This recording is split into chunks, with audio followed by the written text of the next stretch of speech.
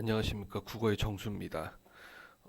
이번 시간은 우리가 독서 영역에서 지문을 요약하는 그 능력을 키우기 위해서, 그러니까 독해력이죠. 독해력 향상을 위해서 우리가 수능 문제 풀 때 어떻게 지문들을 요약을 해야 되는지 시범을 한번 보이도록 하겠습니다.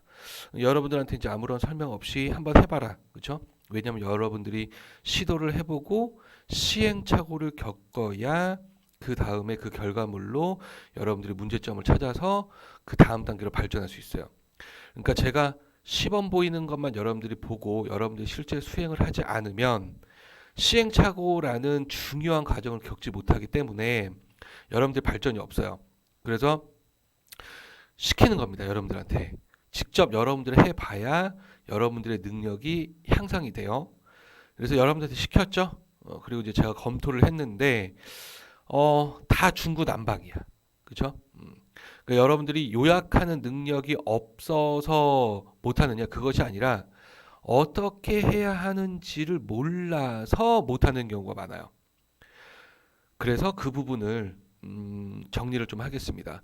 자, 제가 이제 요약하기를 지금 하는 것은 사실 우리가 학교에서 배워왔던 하나의 문단을 하나의 문장으로 요약하는 건 아니에요. 왜냐하면 지금 제가 하고 있는 건 수능에 필요한 수능 문제를 풀기 위한 요약학입니다. 수능 문제는 여러분들이 보셔서 아시다시피 굉장히 디테일하게 나와요. 아주 자세하게. 그래서 이 여기서 나오는 문장들에서 핵심어들을 다 파악을 하고 모든 문장의 핵심어를 파악해서 구조를 파악할 거예요. 그러면 그걸 다 기억할 수 있느냐? 기억을 못하죠. 그래서 키워드들이 무엇인지를 끄집어낼 겁니다. 그러니까 우리가 기억할 수 있는 최대 용량은 한꺼번에 할 수 있는 게 매직 넘버가 7 플러스 마이너스 2예요. 그러니까 작게는 5개, 많게는 9개까지 기억을 할 수 있는데 여기에 제시되어 있는 문장들이 9개가 넘습니다. 당연히 넘겠죠. 자, 그럼 우리는 청킹이라는 기술을 사용하게 될 거고 청킹이라는 것은 묶어서 이해할 거예요. 그래서 묶어서 한꺼번에 최대 9개 정보까지 우리가 나누어서 보도록 할 겁니다. 자, 그 능력이 왜 중요하냐? 그 능력이 바로 수능 문제를 풀기 위한 능력이에요. 그렇기 때문에 제가 시범을 보이는 겁니다. 자, 그러면은 하나씩 보도록 할게요. 첫 번째 문단부터 한번 봅시다. 자, 우리가 이거는 배운 내용이에요. 배운 내용을 가지고 제가 여러분들의 시범을 보이도록 할게요. 자, 주작에서는 인간과 사회와 자연을 통일적으로 이해하고자 하였기 때문에 인간 사회 운영 원리인 도리와 자연 법칙인 물리는 다르게 파악되는 것이 아니었다. 자, 지금 여기서 보면은 이렇게 하나가 끊겨요. 서술어가 하나 나왔죠. 그럼 여기서 이제 중요한 정보가 무엇이냐라고 했을 때 첫 번째 주자학입니다. 자, 이 주자학이라는 것이 핵심어가 되기 때문에 이렇게 네모를 치게 될 거예요. 제가 지문에서 파악해야 되는 요소들을 지문을 파악해야 되는 그런 요소들에서 어떻게 표시를 해야 되는지 설명을 했죠. 그러니까 여러분들은 제가 개념이 나오면 네모, 그렇죠? 인물이 나오면 동그라미, 그 다음에 그 정의를 내리는 개념했죠. 그 다음에 핵심어가 나왔을 때도 표시를 해야 된다. 그리고 접속 부사어도 표시를 할 거다라고 이야기를 했습니다. 자, 그러면은 한번 보도록 할게요. 자, 지금 사실 이 지문은 두 개의 문항이 있고 지문이 하나가 있기 때문에 4분 이내 문제를 풀어내야 되거든요. 4분 이내. 그래서 4분도 좀 여기서 4분이면 좀 널널해요. 보통 한 3분 정도면은 좀 빠듯하게 느껴지는데 요약하기는 3분 이상 걸립니다. 왜냐하면 머릿속에서 이루어지는 걸 제가 말로 설명을 하는 거기 때문에 사실 말의 속도는 사고의 속도를 따라갈 수가 없어요. 그렇기 때문에 좀 시간이 걸리는데 머릿속에서 이루어지는 걸 끄집어낼 겁니다. 그러니까 여러분들도 그거 잘 따라오셔야 돼요. 자, 다시 보겠습니다. 주작이 키워드가 되는 거고 그래서 인간, 사회, 자연을 통일적으로 이해하고자 했다는 거야. 그렇죠? 이게 첫 번째 정보죠.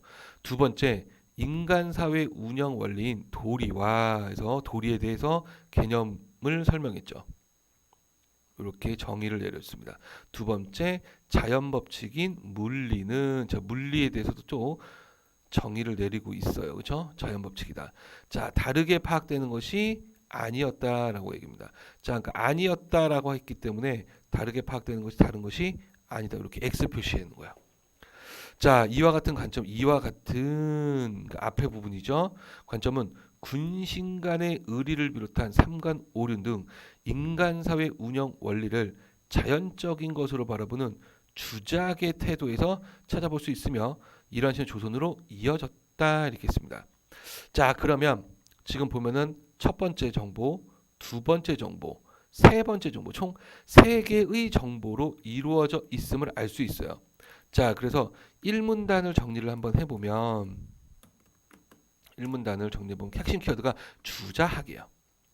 그래서 주자학이 나오는 거고 주작은 뭐예요? 인간, 사회, 자연, 통일적 이해가 첫 번째 되는 거겠죠. 그죠?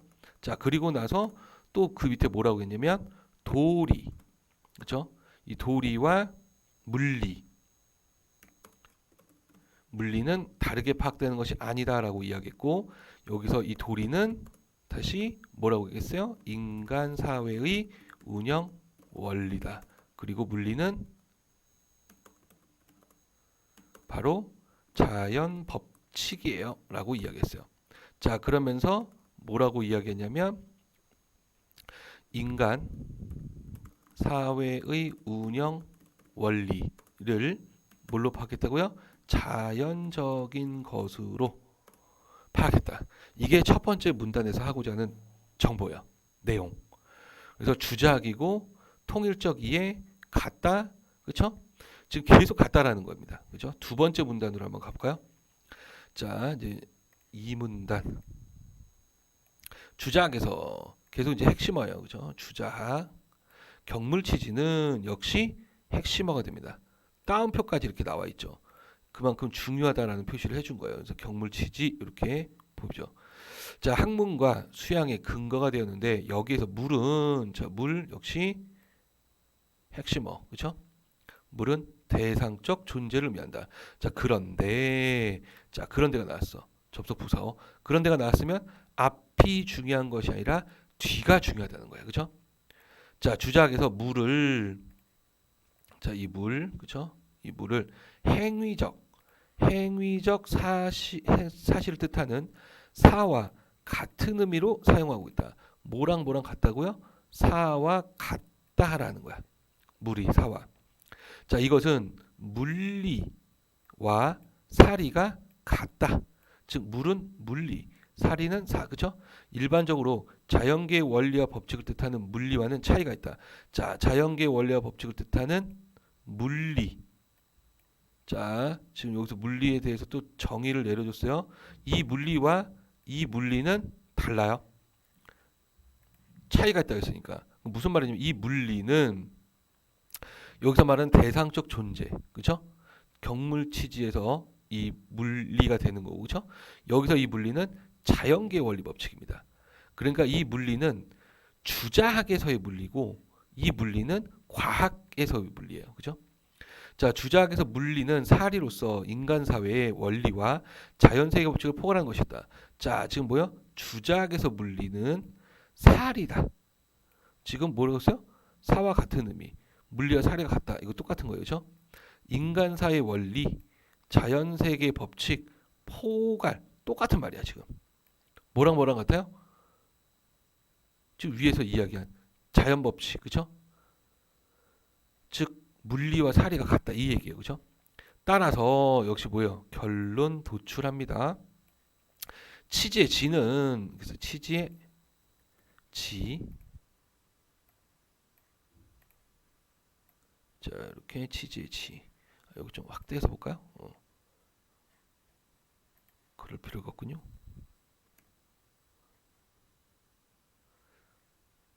아닙니다. 확대를 해서 보는 게 여러분들 좀 편할 거예요. 이렇게 보는 게 그죠? 자, 지는 자연과학적인 지식만이 아니라 자, 자연과학적인 지식, 윤리적인 규범 등 요건 밑줄 안 치겠습니다. 인간 사회 운영 원리. 왜냐면 예시라서 안다는 건 알다 지자를 써서 그렇죠? 자, 그래서 키워드 또 지에 대해 설명했죠. 요컨대 지금 뭐 하고 있어요? 요약 정리. 그렇죠? 자연 법칙과 도덕 규범을 하나로 보고 자연의 물리와 인간의 도리를 통일적으로 파악했다. 이에 따르면 인간 세상의 상하 관계적 신분 질서는 자 지금 보면은 뭐예요? 상하관계적 신분 질서. 신분 질서는 천지상하의 자연 질서의 또 다른 모습이다라는 겁니다. 자, 두 번째 문단에서 하고자 하는 얘기가 무엇인지 또 정리를 한번 해볼까요? 자, 지금 크기를 또 줄여볼게요. 자, 그러면은 여기서 이제 2문단으로 한번 가봅시다. 2문단. 자, 2문단에서 이제 키워드다. 역시 주자학이죠. 계속 주자학에 대해서 이야기하고 경물 치지에 대해서 이야기했어요. 자, 그래서 이 경물 치지가 무엇인지는 학문과 수양의 근거다라고 이야기했고 경물 치지 중에서 지금 이제 물에 대해서 이야기를 하고 있죠. 자, 이 물은 대상적 존재라고 이야기했고 이 물이라는 것이 그렇죠? 이 물이라는 것은 지금 사와 같다. 그렇죠? 그리고 이 사는 뭐라고 했어요? 행위적 사실이다. 이렇게 이야기했어요. 지금 그 다음에 결국에 이 물리와 그렇죠? 물리와 사리가 같다라고 이야기를 하는 거고 여기서 차이점은 뭐예요? 자연계의 원리와 법칙인 물리와는 다르다, 그죠? 그러니까 요거는 사실 이제 이렇게 해서 는을 해놓고 이제 그을게요. 이게 지금 여기서 찾기가 어려워가지고 자 이렇게 그 물리와는 차이가 있다라는 거, 그죠? 자 그리고 주자학에서의 물리 다시 이 주자학에서의 물리를 여기로 갑시다. 물리가 여기 있으니까 자, 요 하위는 이 주자학에서 물리라고 이야기하는 것은 바로 인간 사회의 원리와 자연 법칙을 포괄하고 있는 거다. 이렇게 이야기를 하고 있죠. 자, 그래서 경물 치지에서 이제 지에 대해서 이야기합니다. 지, 그렇죠? 새로운 것이 나왔죠. 요것도 지금 밀어야 됩니다. 이렇게 물의 하위로 물리가 요 하위로 네. 그 다음에 이제 지를 이야기했죠. 지는 과학적인 지식에 지금 보면 자연 세계의 법칙을 포괄하는 거고. 그래서 경물치지의 이 지는 또 위에 거를 잘못 읽었어요. 여기 글씨가 작아가지고 요걸 읽어버렸네. 여기 경물치지 지죠, 요거죠. 자연과학적인 지식.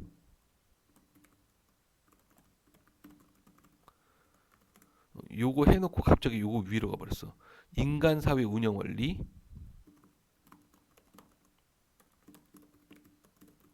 원리를 뭐야? 안다라는 겁니다. 그렇죠? 자, 요컨대 지금 보면은 자연 법칙.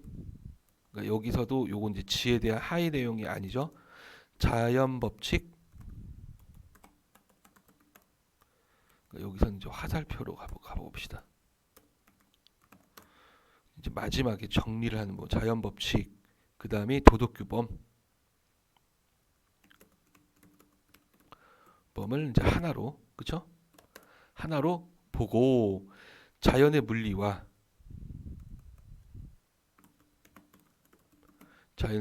인간의 도리를 이렇게 통일적으로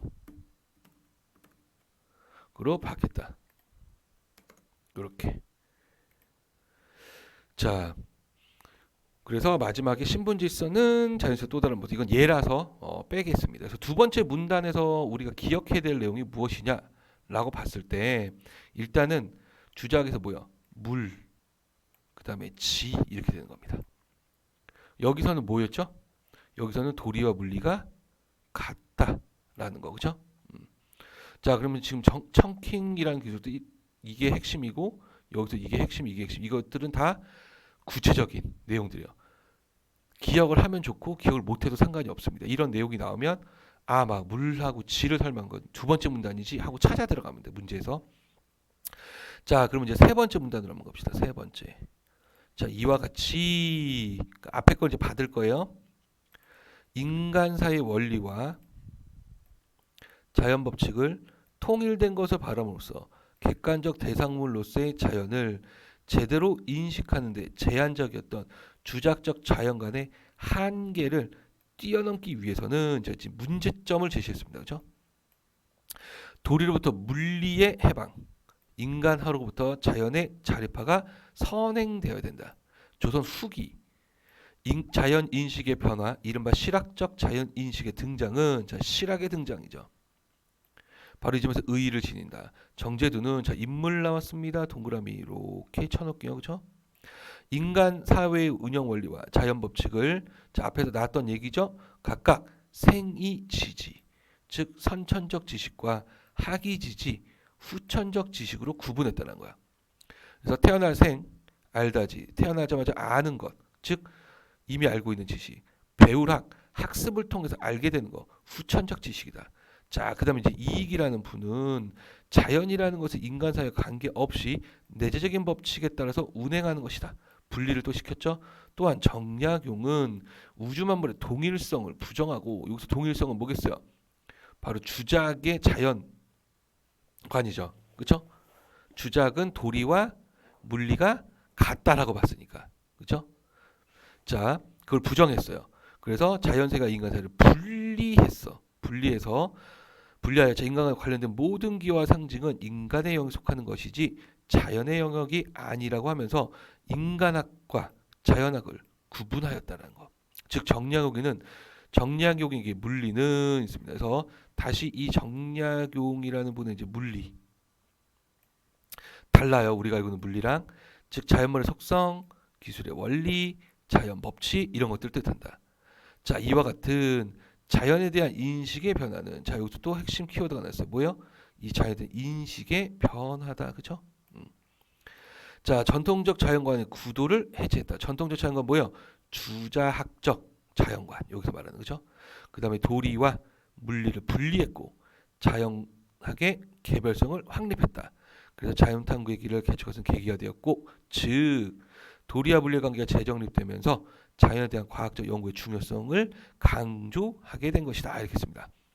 자, 그럼 이제 세 번째 문단으로 한번 가보면, 자, 지금 보면은 역시 주자학에 대해서 이야기를 하는데, 이 주자학의 한계를 먼저 설명을 했어요.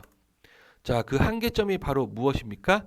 바로 자연을 제대로 인식하는데 제한이 걸렸다라는 거야. 자, 그래서 이 한계를 극복하기 위해서, 그죠? 뛰어넘기 위해서 바로 물리의 해방. 그리고 또 뭐가 있어야 돼요? 바로 자연학의 자립화. 이렇게 이야기를 했습니다. 자, 그래서 이 한계를 극복하기 위해서 이제 조선 후기 사회에 접어들게 되고, 정제두라는 분이 바로 뭘 얘기합니까? 생이지지. 생이지지는 뭐예요? 선천적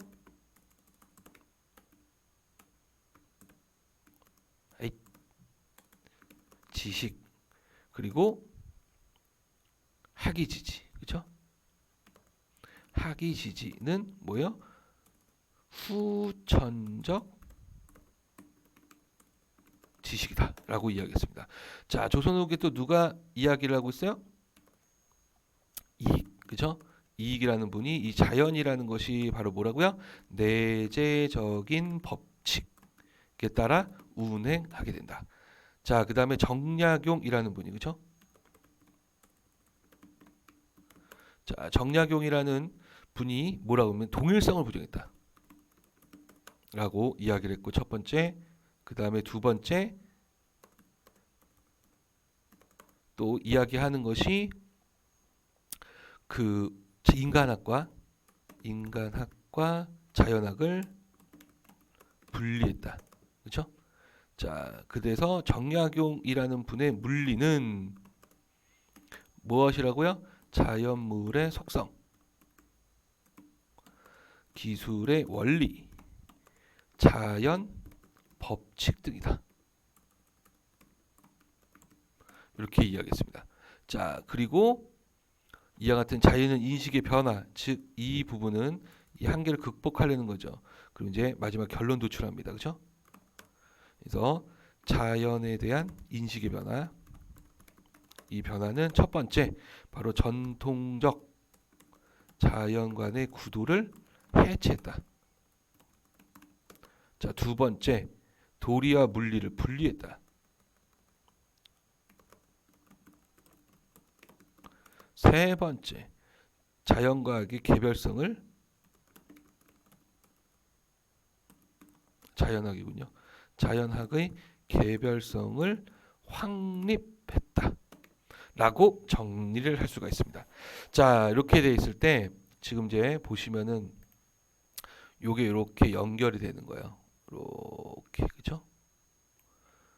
그다음에 여기 이렇게 연결이 되고 그다음에 얘가 이렇게 연결이 되는 거고 그다음에 얘가 여기서 또 이렇게 연결이 되죠. 그리고 얘가 이렇게 연결, 여기 세 개가 연결, 그다음 요 세 개가 연결, 여기 두 개 연결, 이렇게 하위가 보입니까? 이렇게 연결시키는 게. 자, 이게 바로 내용 구조도예요. 그래서 여기는 동일하게 5개, 그렇죠? 여기는 경물 취지가 핵심이면서 물과 지, 그렇죠? 그다음에 여기서는 한계점, 여기서 이제 키워드가 뭐예요? 극복을 어떻게 할 거냐, 그렇죠? 그래서 이제 실학, 그렇죠? 실학 사상이 등장을 했다라고 이야기하고 여기서 핵심 분이 정제두, 이 정약용이라는 분이 얘기했고 그리고 인식의 변화 이렇게 했어요. 자, 그러니까 하나, 둘, 셋, 넷, 다섯, 그렇죠? 다섯, 여섯, 일곱, 8개 정도.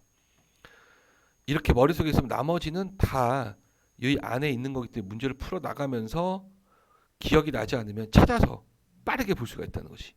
그러니까 얘네들이 다 뭐냐면 우리가 컴퓨터에서 클릭하면 들어가잖아요. 얘네들이 키워드들이에요. 이걸 파악을 하는 겁니다. 그러니까 전체를 정리해 보면 핵심 키워드가 뭔지가 보여요. 그래서 선택지를 읽어 보면은 예를 들어서 정제도 나오면 3문단이에요.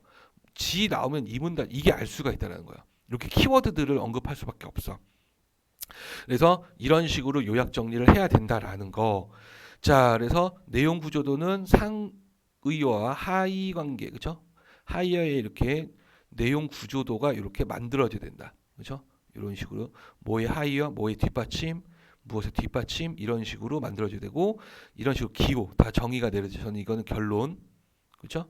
결론이다라고 이야기를 한 거고 지금 여기서 또 예를 들어서 분리는 이렇게 하는 거는 분리한다는 의미, 이건 통합, 합친다는 의미 이런 식으로. 줄표는 예하위, 그렇죠? 이거는 같다, 그렇죠? 뭐 이런 식으로 각각의 기호들도 의미를 부여해서 그러니까 통일적으로 부여하셔야 됩니다. 할 때마다. 그래서 이런 식으로 정리를 하시면 이제 이 결론이 도출되면 머릿속에서 이 부분이 머릿속에서 읽자마자 이게 머릿속에 정리가 돼요. 왜냐면 이걸 써야 되니까. 그걸 우리가 자동화 과정이라고 하고 그거를 만들기 위해서는 끊임없이 꾸준히 이 부분을 요약하기를 하셔야 된다라는 거. 이해되셨죠? 자, 이렇게 해서 이걸 보시면서 요약하기를 통해서 여러분들의 그 독해력이 향상되기를 기대하면서 마무리를 짓도록 하겠습니다.